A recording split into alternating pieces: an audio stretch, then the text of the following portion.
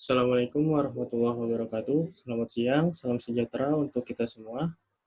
Perkenalkan, saya Indra Malik Akbar Fadilah dari Prodi Teknik Informatika. Pada siang hari ini, saya ingin mempresentasikan hasil penelitian saya yang berjudul Klasifikasi Berita COVID-19 pada akun berita di Instagram menggunakan metode Cannes Network. Latar belakang penelitian. Di latar belakang penelitian ini ada COVID, berita hoax Instagram, dan Cannes Network. COVID-19 atau disebut dengan coronavirus merupakan jenis baru, di mana penyakit coronavirus lebih dikenal dengan coronavirus disease 2019 atau disebut dengan COVID-19. Berita hoax. Banyaknya informasi yang tersebar mengenai COVID-19 memungkinkan terjadinya penyebaran berita hoax. Dampak dari berita hoax sangat merugikan banyak pihak dan mempengaruhi negatif dalam bermasyarakat. Contohnya, terjadi permusuhan terhadap satu hal, baik individu ataupun kelompok. Instagram. Instagram merupakan salah satu media sosial yang banyak menyajikan informasi mengenai COVID-19. Banyaknya akun berita mengenai informasi COVID-19 yang disajikan di Instagram berupa foto, serta tulisan atau caption, memungkinkan terjadinya penyebaran berita palsu atau hoax pada berita mengenai informasi COVID-19 tersebut. Cannes Network merupakan metode yang digunakan pada penelitian ini. Dapat dipakai dengan baik serta memiliki tingkat efisiensi dan akurasi yang tinggi dalam kasus pengklasifikasian.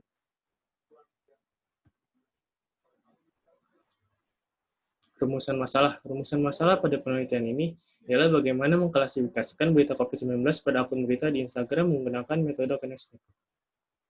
Batasan masalah. Batasan masalah pada penelitian ini, 1. Menggunakan data dari akun perorangan dan akun berita online di Instagram untuk mengambil data mengenai informasi COVID-19.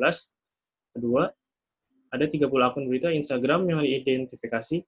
Ketiga, berita dikategorikan menjadi dua kelas, yaitu hoax dan valid.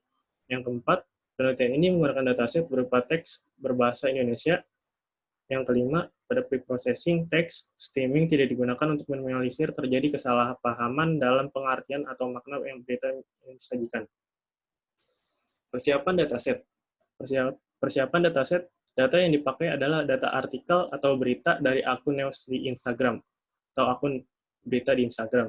Terdapat pengkategorian pada data berita. Pengkategorian berita tersebut dibagi menjadi dua, yaitu ada data hoax dan data non-hoax. Adapun gambar di bawah ini merupakan salah satu contoh akun Instagram yang akan digunakan nanti pada penelitian, yaitu akun Instagram berita dari Tribun News dan akun berita dari Tunback Hoax.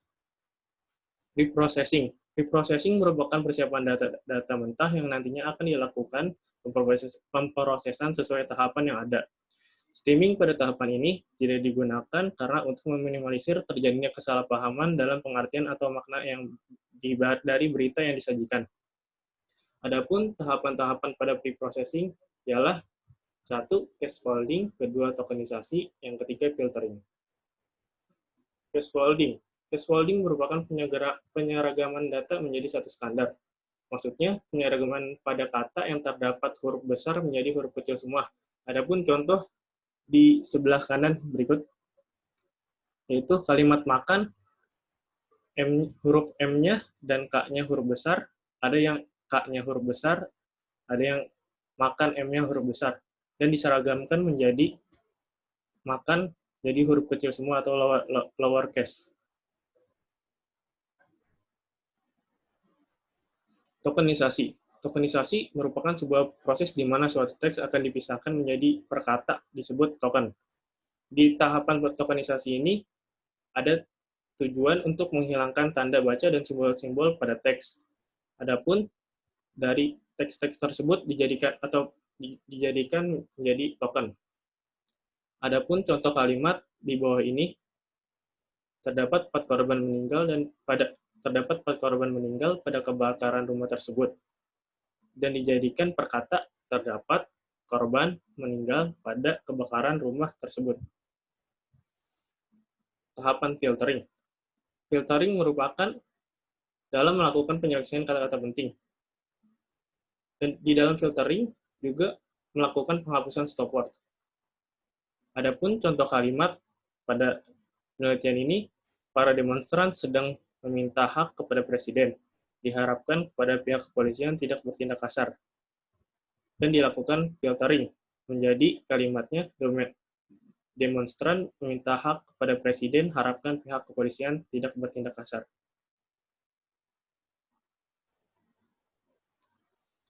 Pembagian data.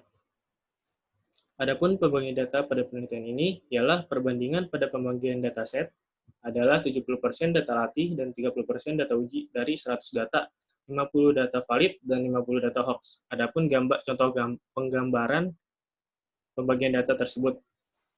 Di sini ada data valid dan data hoax. Data valid dan data hoax ini dimaksudkan 50 data valid, 50 data hoax. Adapun di bawahnya data latih dan data uji yang berwarna biru itu merupakan pembagian dari untuk data uji dan data latih dan data uji. 30 untuk data latih yang bersumber dari data valid dan 15 dari data valid untuk data uji. Sedangkan di sebelahnya terdapat data latih dan data uji yang mana 30 data latih bersumber dari data hoax dan 15 data uji bersumber dari data hoax.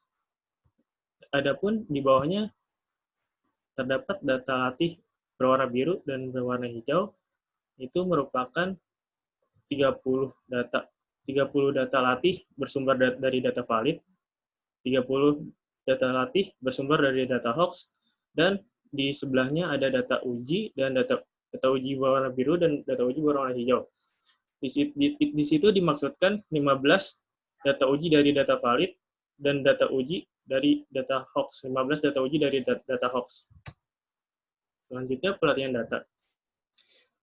Pada pelatihan data, menggunakan seleksi fitur adalah proses pemilihan kata yang dianggap mewakili informasi penting yang didapat dari data tersebut dalam klasifikasi teks, sehingga mampu meningkatkan akurasi pada tahapan klasifikasi. Seleksi fitur pada penelitian ini menggunakan TF-IDF, atau Term Frequency Inverse Document Frequency. Term Frequency atau TF, seberapa sering muncul kata pada data yang ada.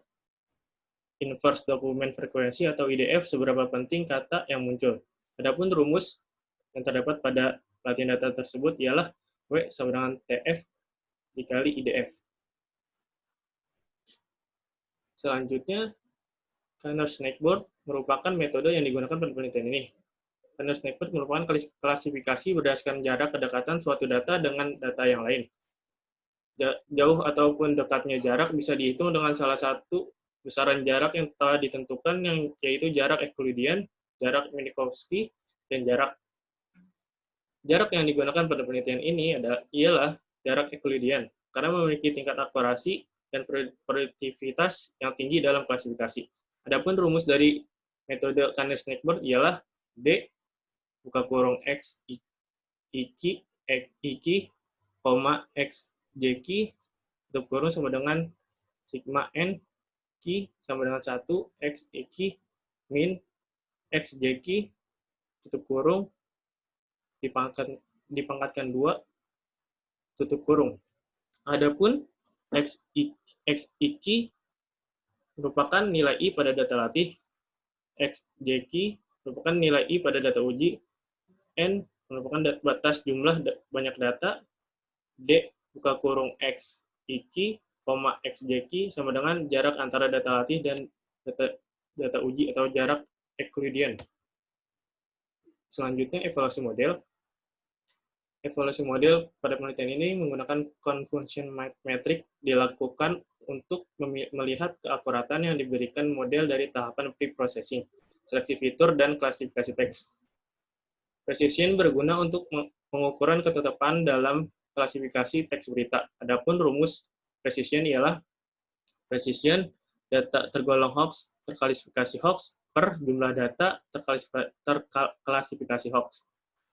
Adapun recall pada penelitian ini digunakan untuk mengukur ketetapan sistem dalam menghasilkan nilai-nilai yang akurat. Adapun rumus dari recall sama dengan data tergolong hoax terklasifikasi hoax per jumlah data tergolong hoax yang diuji.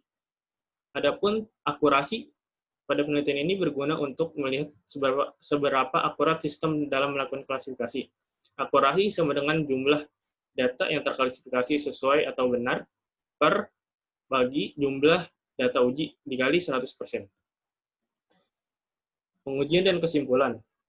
Pada penelitian ini, pengujian dan kesimpulannya merupakan model yang telah terbentuk dari pengklasifikasian akan diimplementasikan ke dalam web apps. Dan hasil dari pengujian akan ditampilkan secara rapih pada tabel yang terdapat kolom untuk isi nama akun, kolom untuk isi berita, kolom untuk aktual pada target awal contoh berita yang berlabel valid, kolom hasil prediksi, kolom probabilitas yang berisi bobot dari kedua label hoax dan valid. Sekian presentasi dari saya. Terima kasih. Wassalamualaikum warahmatullahi wabarakatuh.